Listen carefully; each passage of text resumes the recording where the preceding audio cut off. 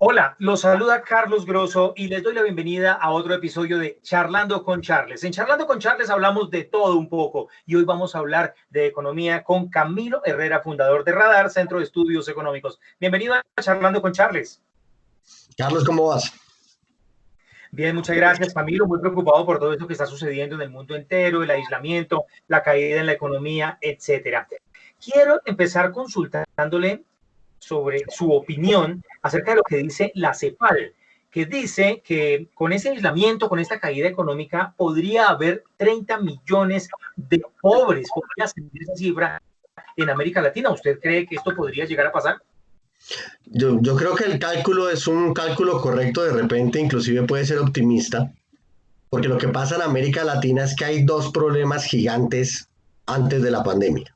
El primero es la informalidad, que de una u otra manera, más allá de lo legal, tiene que ver con que muchas personas ganan diario y por lo tanto gastan diario. Entonces, si una persona se gana lo del diario y la dejan encerrada en su casa, pues evidentemente se convierte en pobre. Porque es que la pobreza se mide mayormente en función de si usted recibe en el día la plata que necesita para poder sobrevivir. Y si no la recibe, pues inmediatamente usted es pobre. De hecho, ni siquiera es pobre, entra a línea de miseria, ni siquiera línea de pobreza, sino línea de miseria. Usted puede tener casa, usted puede tener carro, usted puede tener una cantidad de cosas, pero si no tiene ingreso, esa es la medición de pobreza a la que se refieren la mayoría de los organismos internacionales. Y el segundo problema enorme que tenemos es el desempleo.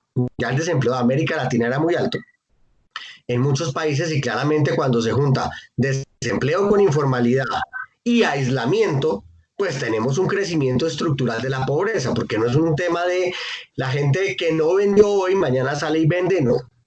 Entonces siente que mañana va a salir, no va a poder recuperar el mercado tan fácil, se va a demorar 1, 2, 3, 4, 5, 6 meses en recuperar sus condiciones económicas o estar mejor de lo que estaba en plena pandemia, y eso va a causar un problema de pobreza en América Latina muy complicado. Lo que se nos viene es un futuro de mediano plazo muy retador para la política pública en todo el continente.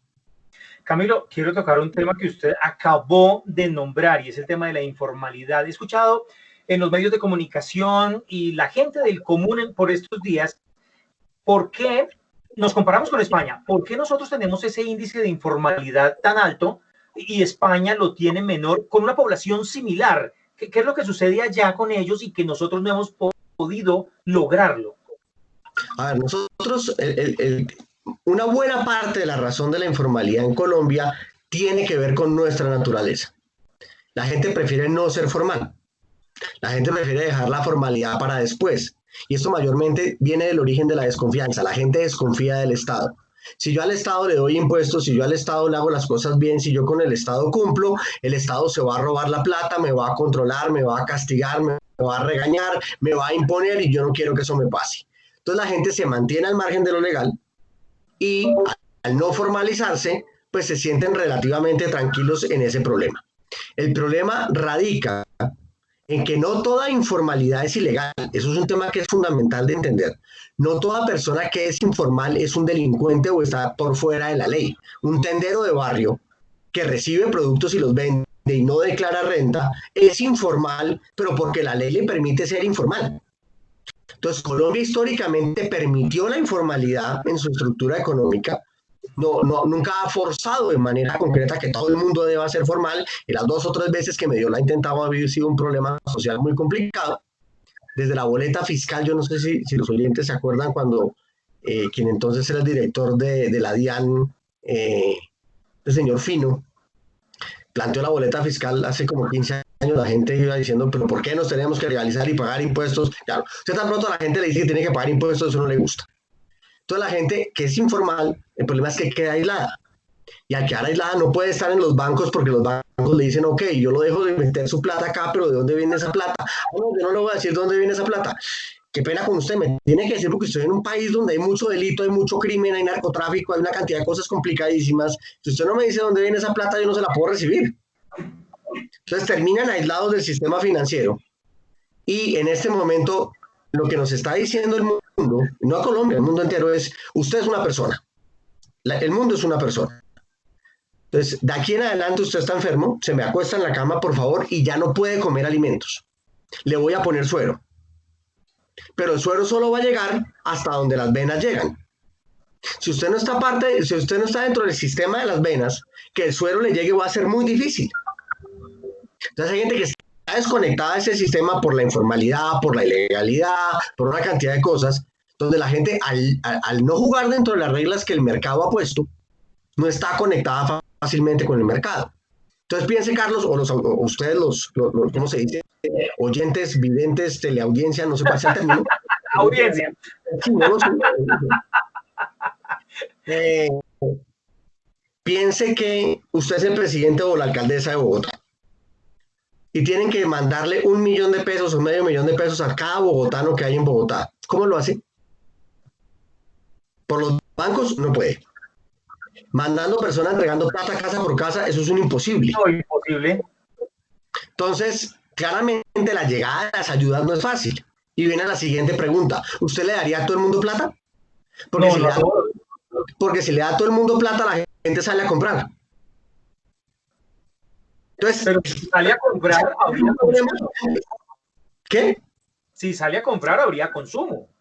Sí, pero es que no pueden salir. Uh-huh.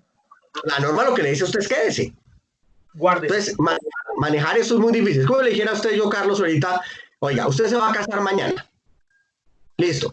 Arme las tarjetas de invitación de su matrimonio. Perfecto, tengo hermanas. Entrégueselas a todos sus compañeros de la promoción del colegio. ¿Usted tiene las direcciones? No las tiene. ¿Tiene los teléfonos? No los tiene. No. Tiene que postear en Facebook y decir, oigan, me caso mañana, el que sea de mi promoción venga a la fiesta. Exacto. Básicamente eso es el mundo entero. Sí, Camilo, para que avancemos en esta entrevista, hay otra preocupación que recogí de las redes sociales y en los medios de comunicación todos los días. La gente que pedía a los bancos puntualmente, la gente decía, mire, por favor, no nos regalen, pero deme periodo de gracia sin cobro y sin intereses, marzo, abril, mayo. Cuando todo esto pase, vuelvo y le sigo debiendo las mismas 20 cuotas, las mismas 30 cuotas, las mismas 15 cuotas del carro, del apartamento, de crédito de consumo. Pero no me difiera, por favor. ¿Qué están haciendo los bancos? Difiriendo. Eso es un negocio grandísimo para los bancos que no está beneficiando al ciudadano a pie. ¿Usted qué puede decir acerca de esta decisión de los bancos? A ver, lo que yo me voy a parar, voy a jugar a defender al banco. ¿Por qué no jugamos a defender al colombiano de a pie? No, me juego en las dos posiciones. Yo como banquero, la plata que presto no es mía. La plata que presto es de la gente. ¿Sí? Entonces, si yo le doy a usted 3 meses de gracia, me toca decirle a la gente que tiene su plata puesta en el banco, oiga, durante 3 meses no le voy a dar intereses. Porque no le voy a cobrar intereses a los otros.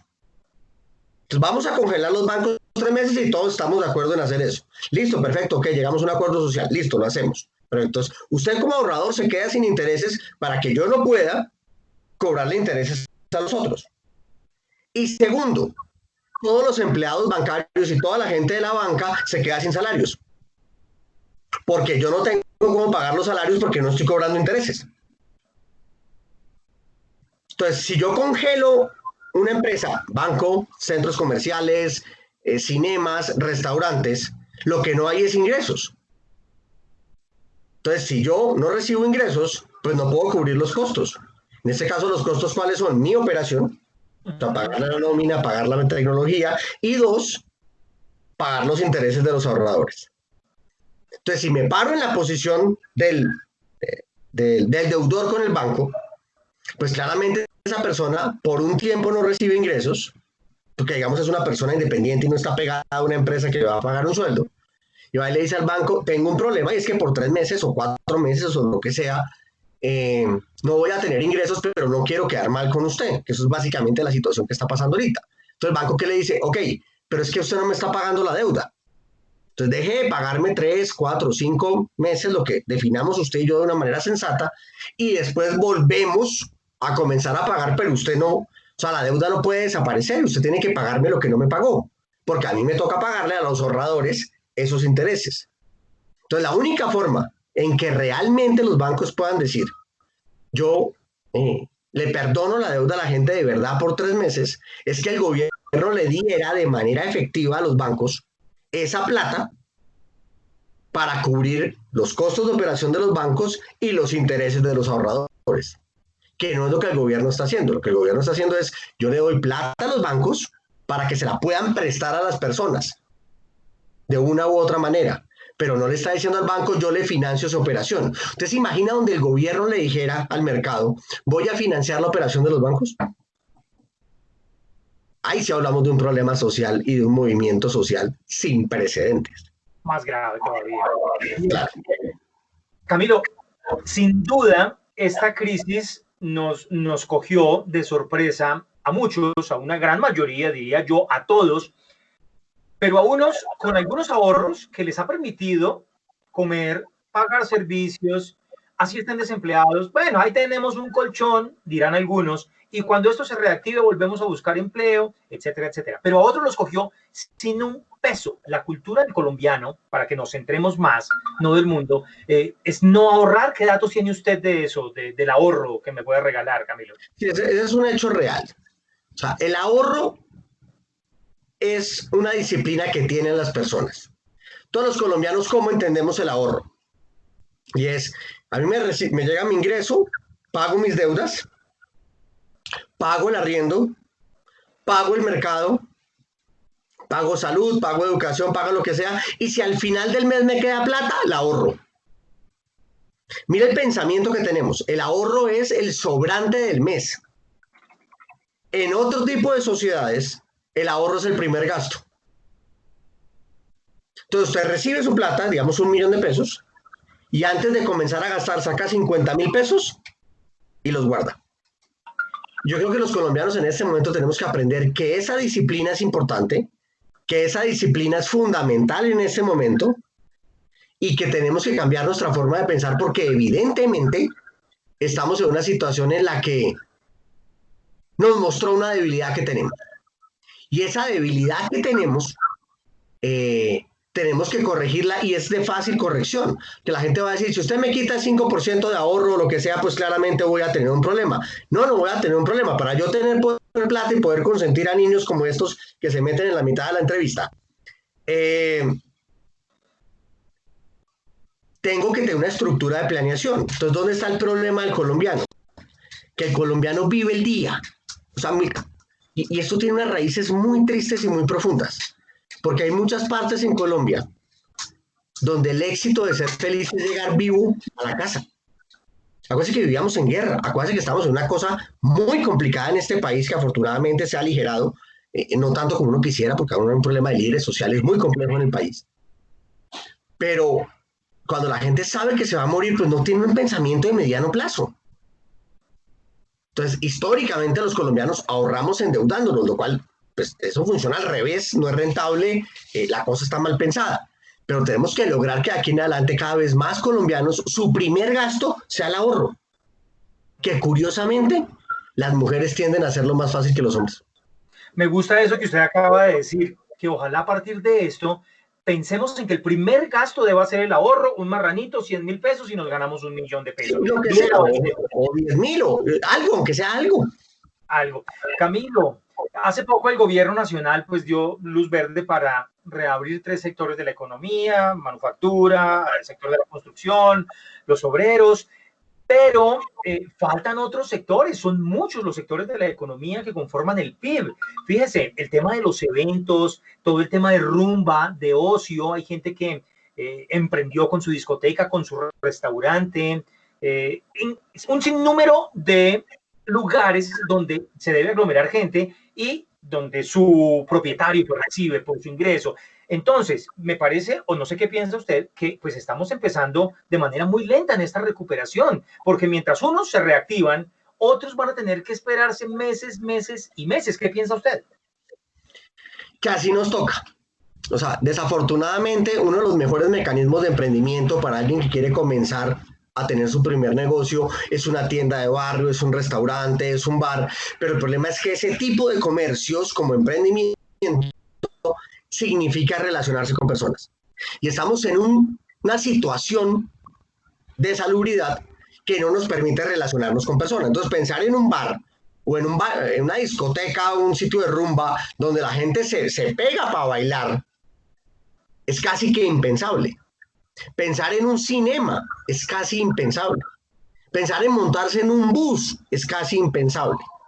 Entonces, hasta que no tengamos unas medidas de salubridad que funcionen, ciertos sectores, usted como Estado, que es el garante de la vida de los colombianos, por lo menos por constitución, no por capacidad, porque pues, es imposible que el Estado pueda defender la vida de todo el mundo en términos reales. Usted tiene que decir, oiga, qué pena con ustedes, pero no pueden haber eventos donde haya más de 20 personas. Y si hay 20 personas, tienen que estar a una distancia de 2 metros cada una. Entonces, lo que toca es reinventar negocios de manera importante. Yo creo que una de las grandes oportunidades que nos está dando el gobierno en este momento es comenzar con construcción. Construcción tiene demasiados elementos interesantes. Es gente que por lo general trabaja al día y gana al día. Entonces vamos a lograr mandar recursos a sectores donde se necesita que llegue plata. Dos, es gente que de una u otra manera sí trabaja relativamente separada, pero también cerca. Entonces vamos a aprender cómo se comporta eso y qué tan grave puede ser para la enfermedad. Y tercero, vamos a ver cómo se comporta la gente después, porque si la gente de menores ingresos, que mayormente son los obreros, con menor educación, desafortunadamente, que son los obreros, si son capaces de controlar y tener los comportamientos correctos para no ser vectores de transmisión de la enfermedad, pues después la sociedad, vamos a saber que es mucho más fácil que se adapten. O sea, estamos probando con un sector que nos va a permitir de alguna manera entender qué va a pasar. Y todos esperamos que todos pongamos de nuestra parte porque básicamente nuestras reglas de juego cambiaron. Ahora nos toca vestirnos, nos ponemos la ropa interior, las medias, la camisa, el pantalón, el taco y nos va a tocar ponernos un overol impermeable. ¡Fua! Con el overol impermeable puesto, vamos a salir a la calle. Camilo, he leído algo de cómo se superaron algunas crisis en la historia y uno de los puntos a tocar y en los que hay mucha expectativa, Camilo, es el ajuste de inventarios. La gente en estos momentos, aparte de que quiere que se termine esta cuarentena, tiene mucha expectativa y tiene efectivo guardado y cree que el carro nuevo que costaba 30 millones se lo van a vender nuevo en 20. Las Nike de 500,000 pesos van a quedar en 250,000 pesos. O sea, la gente quiere salir con su efectivo a aprovechar esas gangas y ofertas. ¿Cree usted que el mercado del comercio se vaya a dar esa pela? Yo creo que algo parecido va a pasar. No sé si en las magnitudes que usted lo plantea, pienso que son muy grandes, pero sí va a pasar. Porque como la gente no está pensando en comprar ciertas categorías, y hay empresas que están con los inventarios de esos productos, y un inventario al final lo que significa es plata convertida en producto, y usted necesita plata para poder pagar nómina, para poder funcionar, necesita vender el inventario que tiene. Entonces seguramente muchas empresas van a salir a vender sus inventarios más baratos. Hablar de descuentos del 50% puede que ocurra en ciertas categorías donde eso es posible, pero hay categorías donde simplemente eso no va a ser posible. El tema de carros, por ejemplo, está muy atado al tipo de cambio, entonces esas caídas no las vamos a ver tan grandes. Seguramente en vestuario puede ser un poco más fácil que eso pase. En libros puede ser fácil que eso pase, pero hay categorías donde esto no puede pasar como la vivienda. Lo que costó construir una vivienda, eso es lo que cuesta. No puedo venderla por debajo del costo porque estaría perdiendo plata. O de repente asumo el rol de perder plata, pero puedo perder hasta cierto punto. En realidad, cuando usted mira el margen, dependiendo de la categoría que venda, en el margen es donde usted puede cambiar esos precios. Y los márgenes de cosas como la construcción, inclusive el comercio, son muy chiquitos. Entonces, bajar de precios ahí es muy difícil. Cuando una gran cadena en Colombia de estas de supermercados dice televisores al 30% de descuento, eso no es de ellos. Eso son las marcas que bajan los precios, porque los márgenes que tiene el comercio son muy pequeños. Entonces, ver caídas de precios en todas las categorías no las vamos a ver. Pero al mismo tiempo que vemos estas caídas de precios, vamos a ver unas subidas de precios gigantescas. ¿En qué? Alimentos va a tener una subida de precios importante. Los bienes importados van a tener una subida de precios importante porque el tipo de cambio cambió. Y no me refiero a los carros, los celulares y los computadores, que eso se va a demorar en transmitirse. No, me refiero a la comida. Todo el pan de Colombia se hace con harina de trigo. Colombia no siembra trigo. El trigo lo traemos de afuera. El maíz lo traemos de afuera. Y el maíz sirve para hacer comida para los pollos. Entonces el precio del pollo y el precio de los huevos va a subir inevitablemente. Hay una cantidad de cosas que van a pasar, que uno intuye que van a pasar porque conoce uno las reglas de mercado y van a hacer que unos precios suban y unos precios bajen. Entonces, cuando miremos la inflación, va a ser un dato falso, porque no nos va a contar la historia completa. Tenemos que aprender a mirar los datos abiertos.